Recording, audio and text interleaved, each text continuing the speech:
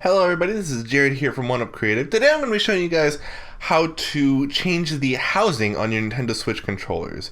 My wife has a Nintendo Switch and ever since she got it, she wanted to get the neon yellow Joy-Con controllers, and they're like $70 and we just didn't want to spend $70 for a new set of Joy-Con controllers. So what we decided to do was just take the standard neon Joy-Con controllers that we had and change the housing to the neon yellow housing. So we're going to go ahead and get started. I'm going to show you guys how to take both apart and then put one of them together. So you start with these 4 screws on the back. You got to have a tri-wing screwdriver. I ended up having to sharpen mine in order to get the screws out because I found out that the tip was just not quite small enough, so I had to get a little file out and sharpen it. But you can see once I sharpened it, I was able to get these screws out with absolutely no problem. And once you get the first set of screws out, we're going to switch over to the blue one and do the same thing there. Again, very simple, just 4 screws. Make sure you have a tri-wing screwdriver, though it is practically impossible to do without the tri-wing screwdriver.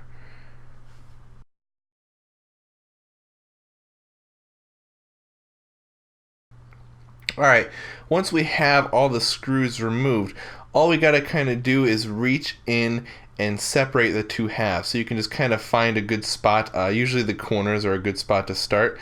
You can reach in and separate the 2 halves, and you'll see that there is 2 ribbon cables connecting these 2 halves, and then there is a little piece of black plastic on the bottom half of the Joy-Con. That black plastic is actually connected by a single screw. So we're going to go ahead and remove that screw on both pieces, and then you'll be able to see that that black plastic piece is the strip where the lights are on it to give you the power indicators and your player number indicator. That'll just pop right off, and we'll be able to separate the back from the rest of the controller.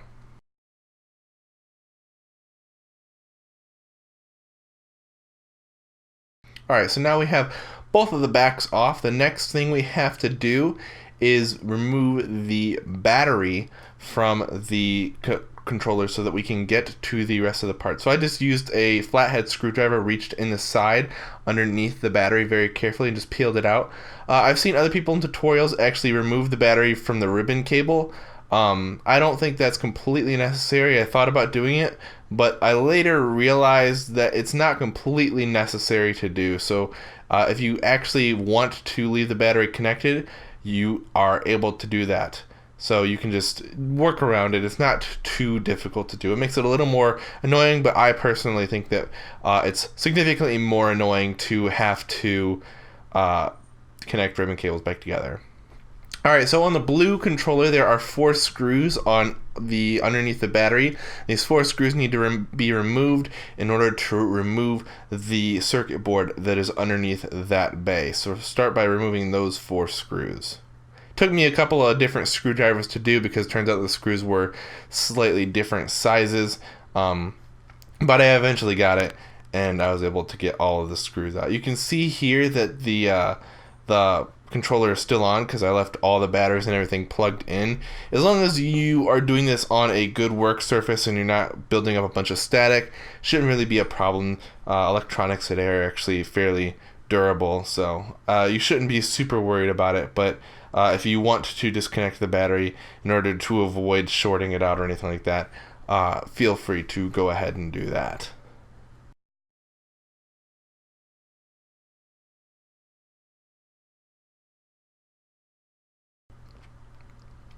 Okay, there's one more screw that you need to grab right on the top there. You need to get that screw out before you're able to remove this entire tray that holds the battery. So make sure you remove that screw along with all the 4 others, and then that tray should pop right out with no problems. There's going to be a ribbon cable attached to that so that it can connect to the button. We're going to leave the button and that tray all connected together instead of disconnecting it. So we're just going to kind of fold it over to the side like that, and then you don't have to disconnect that ribbon cable either. So you should be able to keep a minimal amount of ribbon cables from being disconnected in this build.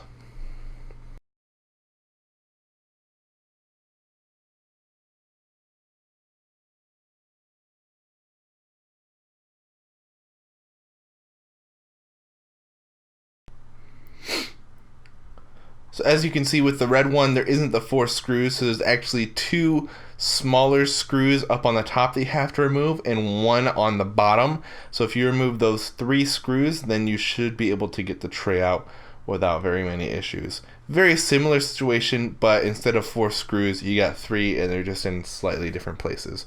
But you'll be able to see them without any problem.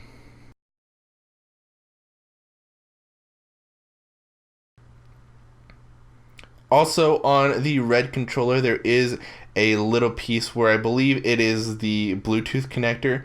You will need to pull that out. It is connected onto the little tray. It just slides right in, so you can just pop it out. Make sure you pull that out before you disconnect the tray, or before you pull the tray out. That little black square right there that you see.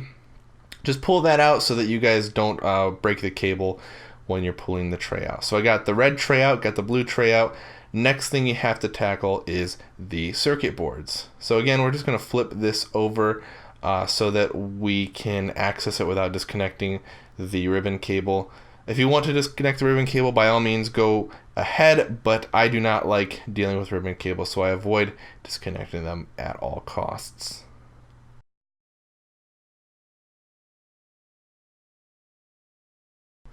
Alright, so once we have that disconnected, we're going to go ahead and disconnect the little thumbstick. There is just 2 screws holding that on the blue controller. So we're just going to disconnect those, or take out those 2 screws. They are in the corners. There's a ribbon cable over top of the second one, so you may need to move or disconnect that ribbon cable. You can see I had to disconnect it to get to mine. And then once you get that second screw out, you should be able to pop out this little thumbstick without any problems.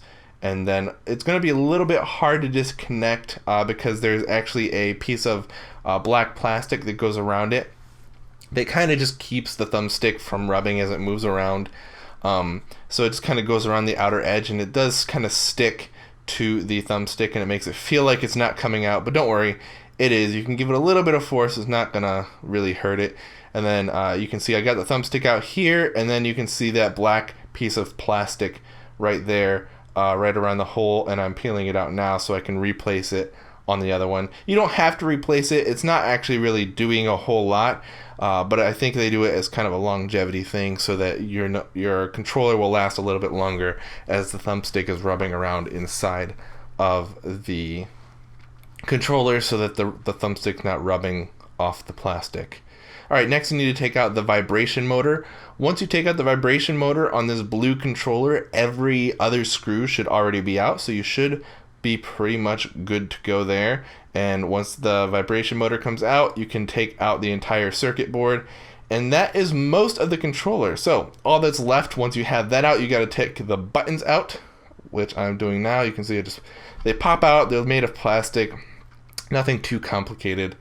And then there's one little more piece of circuit inside of the blue controller that you have to take off. It has a couple of screws that are holding it on there. You can see me taking it off now.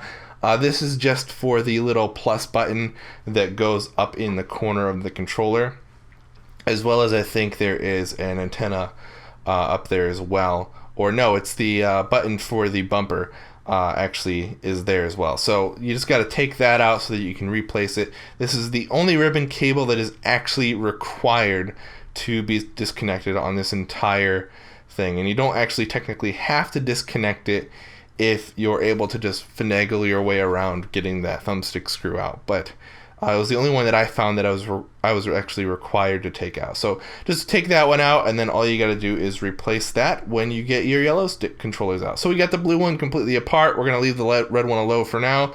We're going to go ahead and start putting the blue one back together. And this is mostly a simple process. First thing you got to do is put on your buttons.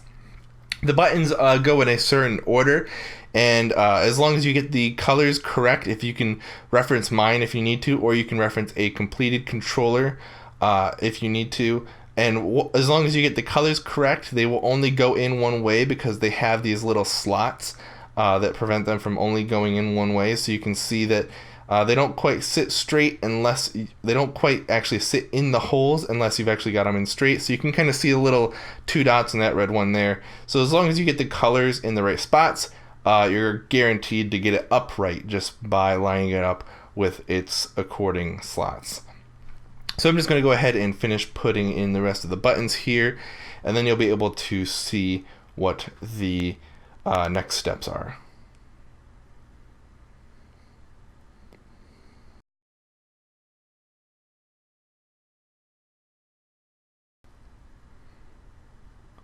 Okay, so now that I have all the buttons in, I went ahead and put the gray pieces over top of them. They kind of the rubber membranes. Those are necessary in order to hold the buttons on and make sure they actuate properly. So make sure you get that on. There's 2 slots that make sure that they line up correctly. So make sure you just press all those on. Make sure you put your plus button and its membrane up on the top, and then you can go ahead and screw in that little piece of circuit board just like I'm doing. With this particular piece, it folds over on the second part where the bumper is going to be. So just make sure that you fold it over, and you can put that screw in and you'll be good to go. But it took me a while to figure out how it gets positioned, because you do have to fold it a full 180 degrees for it to sit in there properly. So then once you have that in, you can go ahead and just replace your circuit board. I went ahead and put in my little plastic piece there back around the thumbstick. I put my thumbstick in, and you're basically just going in reverse direction that you took it off. So you just make sure everything is in the right place, start putting screws back in. I use a little magnet to prop it up so that the buttons would stay in their right positions, and because the thumbstick does stick out a little bit below the controller, so by propping it up, the thumbstick wasn't hitting against the table and kind of pushing the circuit board out. So just find a little something to prop it up. Once you get just a couple of screws into your controller to make sure that the circuit board is held down on there, give all the buttons a really good solid press. You know, flip it over and just press all the buttons. Make sure everything is nice and clicky, because you don't want to get this thing all together and then take it back apart. So once you get the circuit board screwed back in, you can go ahead and put a couple of screws back in on the battery plate. And just start putting that back on. Then you can replace the battery. Once the battery is back in, you can go ahead and put that screw back in the back of the controller. Once the screw's in the back of the controller, go ahead and you can snap them back together, put your 4 screws in, and you'll be pretty much good to go. I had to use, as you can see here, had to take mine back off because I forgot the little button that you have to put in there. It's an important button because that's how you actually remove the switch controllers from whatever they're attached to. So make sure you remember to put that little button back in there. That's pretty important. But yeah, you can see this is kind of what it looks like, pretty much all done. And you'll see the finished product in just a second once I get all of these screws back in here.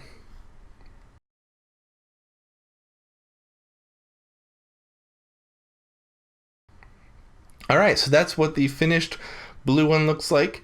As you can see, there is a little bit of blue still left on the side because I did not replace that inner carrier. You can replace the inner carrier if you want, but it requires taking off the bumper, which I didn't want to do. So I just sped through doing the red one as well. I didn't want to spend too much time on it, but you can see here the finished product looks pretty nice. Again, just a little bit of red on there, but I don't think that's super consequential. I actually think it kind of adds to the look a little bit when you got the colored buttons and you got the colored bumpers now too. Really kind of completes the look, makes it look super nice. So I'm really happy with how this turned out, and my wife was pretty happy too.